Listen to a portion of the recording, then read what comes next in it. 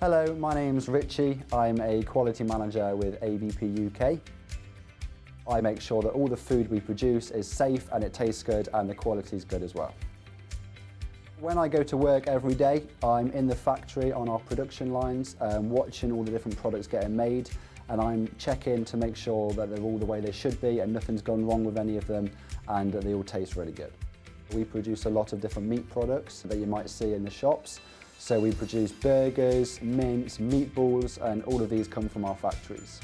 All of the food that we make ends up going to the shops, and from there people will buy it, take it home and cook up dinner with it.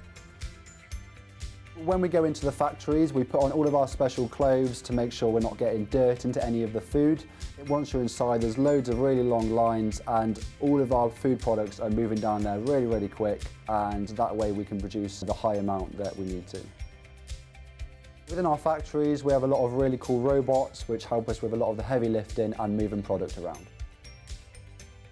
No 2 days are the same. Every single day it's a different challenge, a different request from a customer, something new to work on. I find it quite satisfying when our team sort of pulls together and overcomes something that looks quite challenging. My favourite part of my job is being able to taste all of our food and making sure it all tastes good and that nothing's wrong with it.